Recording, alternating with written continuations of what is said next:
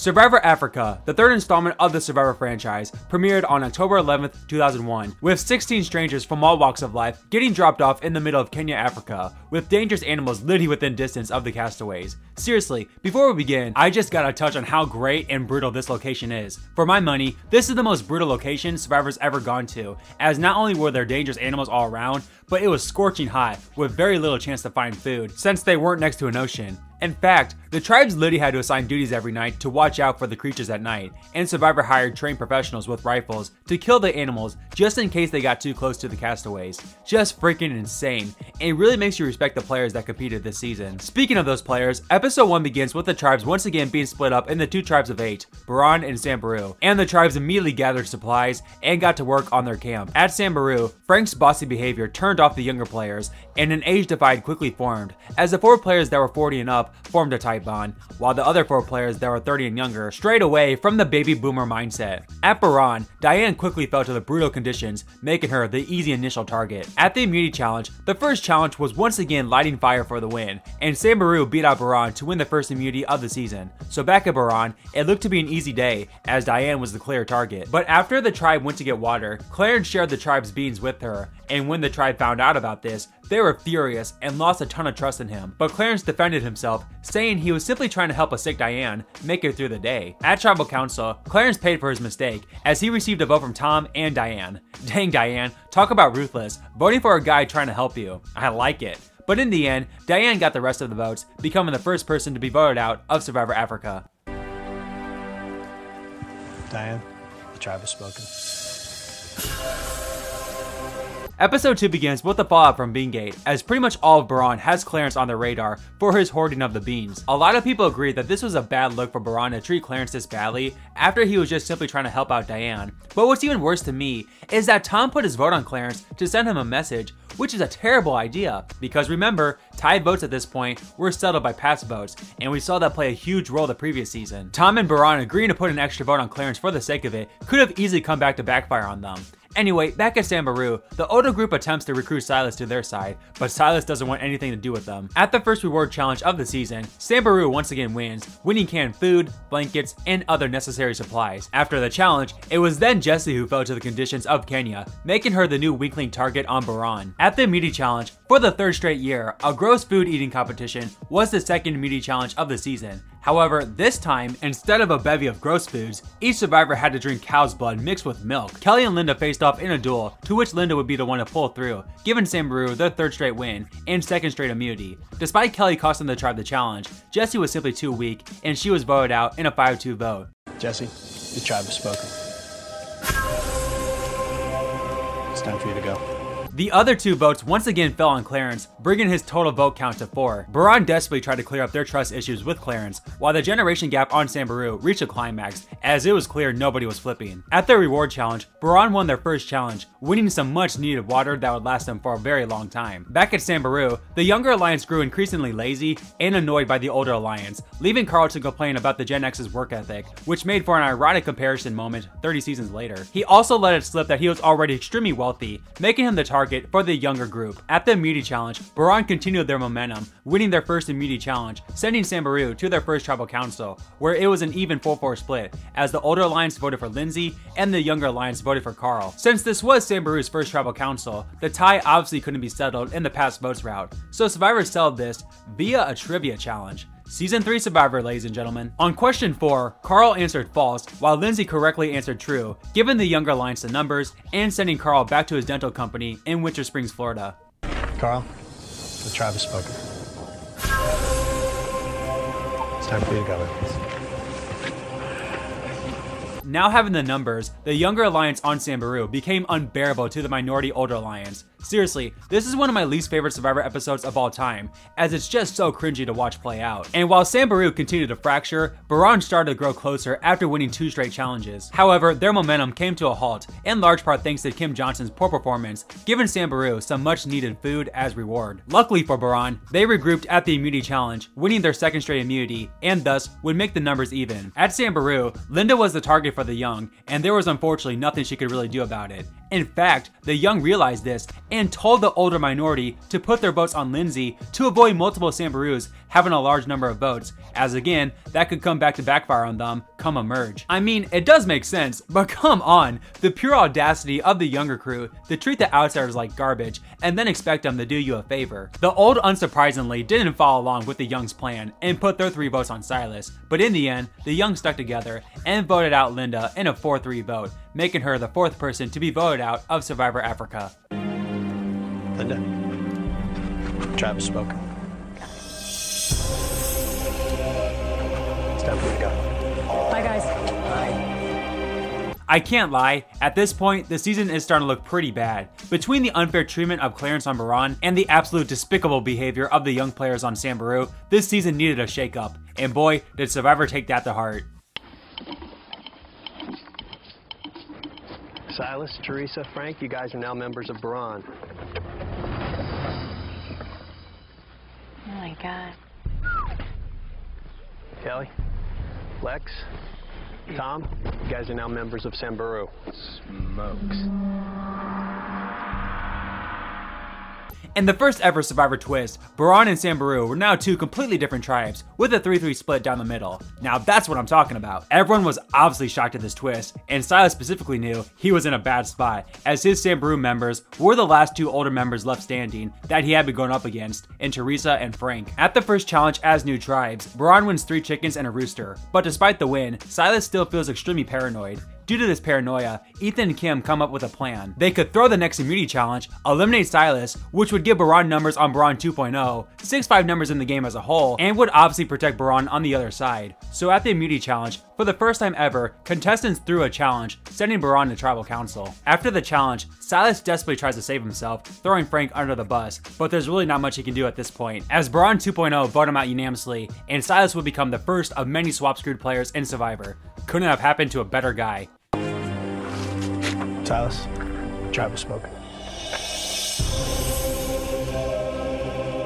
It's time for you to go. With the merge on everyone's mind, the players on Sambaru 2.0 are upset to see Silas go, as for the first time all game, Sambaru was in the minority. At the reward challenge, we see Kim Johnson try to hand signal to her former Baran members on who to vote for if they were to go to tribal council. Sambaru ultimately ends up winning the challenge, earning them a buffet, and of course some Mountain Dew to wash it all down. Gotta love those sponsors. However, the more important thing on Sambaru's mind is how they can get the numbers even once again, as with a merge more than likely coming at 10, this would be their last shot to not enter the merge in the minority. At the immunity challenge, while Sambaru doesn't throw it, I'm sure the young players didn't mind Baran winning, as they were now able to put their plan into action. Brandon knew he was the target for the original Baran, but since he had no votes, and knew he could beat Big Tom in a trivia challenge, the Sambaru members were confident they could get the numbers back even. However, while talking about this plan, Kelly overhears the plan since Brandon wasn't whispering, and she went back to tell Baran that Lindsay was the one who they should vote for tonight instead. At Tribal, Brandon's lack of awareness comes back to bite Sambaru, as Baran votes for Lindsay instead of Brandon, and due to her 4 past votes, Lindsay is sent home over Tom, giving Baran 6-4 numbers heading into the merge. Tom, how many votes have you had cast against you? None that I know of. Lindsay? A couple, 4? maybe. That's enough. You need to bring me your torch. Lindsay, the tribe has spoken. Episode 7 begins with the tribes being sent to the immunity challenge, and only then are they told that the 2 tribes are now merged, and this will be an individual immunity challenge. In the first installment of this classic hand-over-head challenge, Clarence and Tiber battled it out for over 6 hours. Teresa and Clarence then agreed to settle this in a rock-paper-scissors battle, while also agreeing not to vote for each other at Tribal. Teresa beats Clarence, and the big man finally steps down, giving Tiber the first individual immunity of the season. The 10 players then arrive at Baran's camp for the traditional merge feast, and some of them bond for the first time, while others reunite with their old tribe mates. Since Baran had 6-4 numbers, and seeing how dominant the physical beast in Clarence was at that challenge, Lex proposes a plan to vote him out. As Baran would still have the numbers, they would take out a massive immunity threat, and Clarence was still obviously at the bottom of Baran anyway. So at Tribal, everyone agrees to Lex's plan, voting out Clarence unanimously. or well, not unanimously, as Lex received 2 votes, which will play a massive role in not only the following episode, but it would ultimately shape the rest of the season. I do want to talk a little more about Clarence here, as he's really one of my favorite forgotten about players. To be at the bottom all game due to a kind deed, and then go home after making a deal with sweet old T-Bird had to be pretty rough. I do wonder if he would have flipped on Baran had the Sambaru members on Baran 2.0 not been so against each other. Either way, gotta respect Clarence for the way he played the game, despite his mistreatment. Clarence, the tribe has spoken.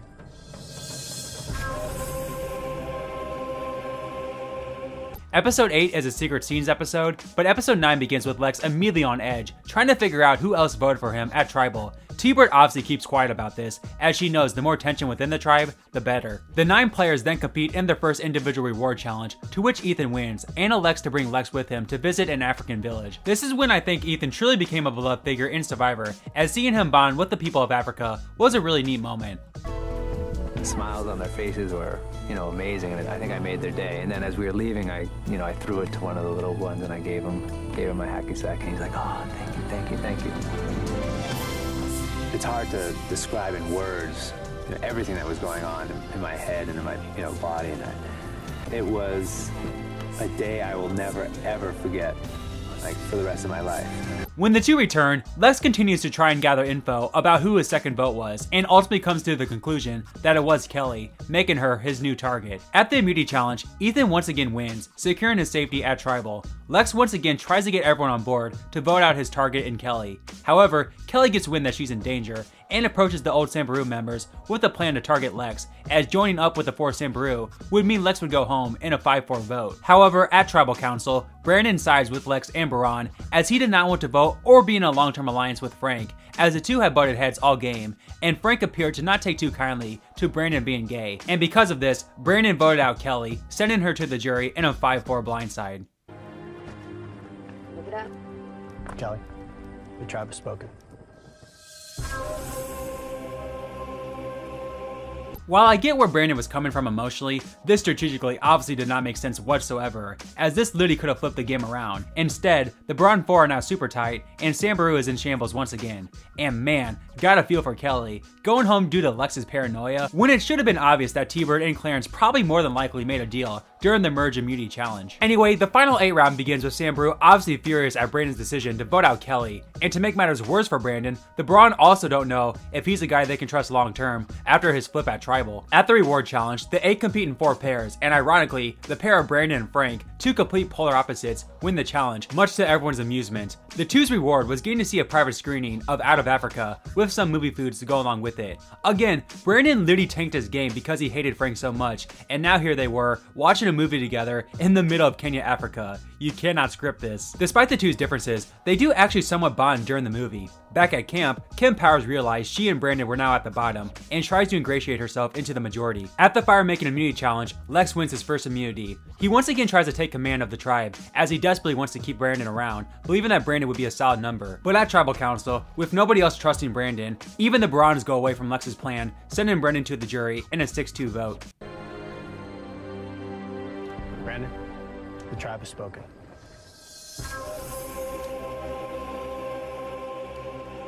Following Tribal, Lex is upset at his Baran alliance for not voting with him, but the 4 realize that they have a clear path now to the final 4 with their 4-3 numbers. The auction is then once again held, and if any season needed an auction, it was this season, as it had been nearly a month of brutal African conditions for the final 7. The players got some much needed food and luxuries, and we also got this hilarious moment from Big Tom. Ham, he's a Jew and he won't eat the ham. He's a Jew. He's a Jew. At the immunity challenge, Lex wins his second immunity in a row, leaving Frank pretty much hopeless, as he was the target. His frustration began the show, as he got into a heated rant about gun control in America, leaving the players even more fed up with Frank. However, the women do realize that the Baran men probably had a final 3 deal, and scooping up Frank to blindside Ethan might be their best move. But at Tribal, the tribe simply couldn't go another day with Frank, voting him out in a unanimous 6-1 vote. Frank, the tribe has spoken.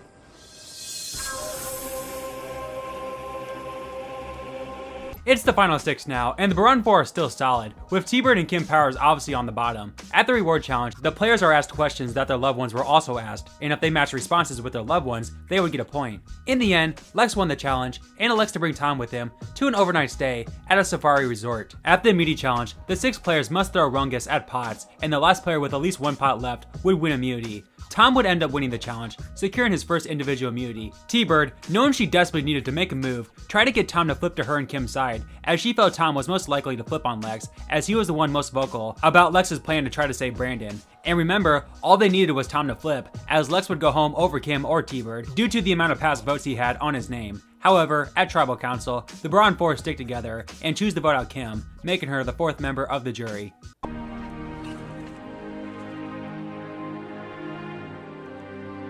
Kim, the tribe has spoken.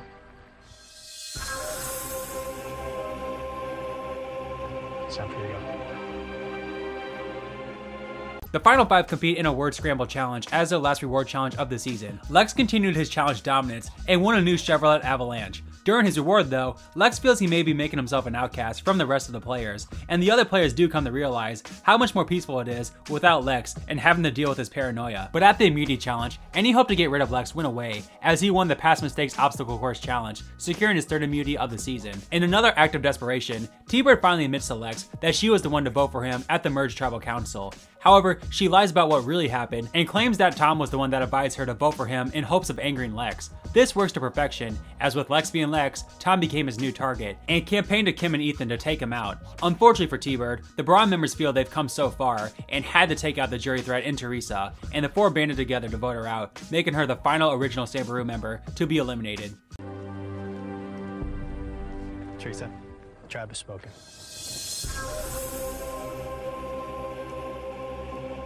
I really forgot just how hard T-Bird fought here in the endgame, and it really just goes to show how robbed we were to not see her come back for a second chance. It is now the finale, and while it certainly was a bumpy ride, the Baron 4 achieved their mission to be the final 4. However, I will say, it was really the Baron 3, as Tom, Ethan, and Lex was the true alliance that formed very early on in the game, and Kim was now clearly on the outside of this final 4 alliance. However, after Tribal, Lex confronts Tom about what Teresa had told him, and while he denies it, he does admit that he advised Teresa to vote for Lex prior to the swap. Due to this lack of trust, Ethan and Lex confirm their final 2 deal, and wonder if they should take out Tom at 4 instead of Kim.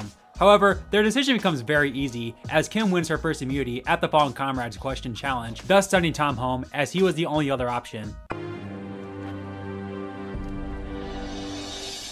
Big Tom, Good idea. Thank you. tribe has spoken.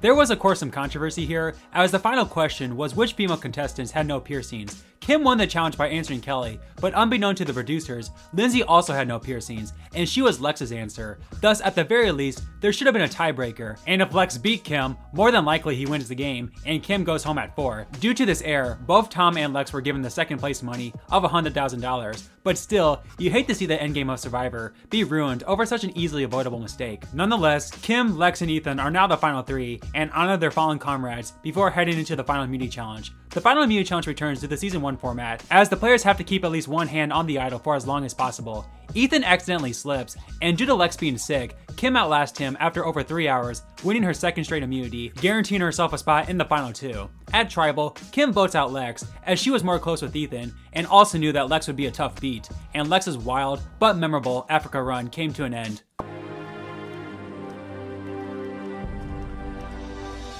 Lex, the tribe has spoken.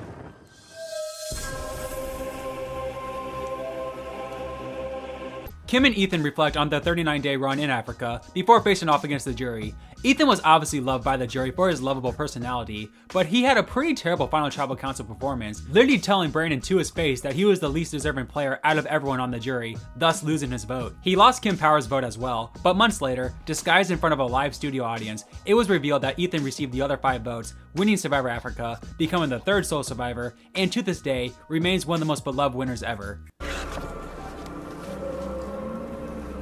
The winner of Survivor Africa.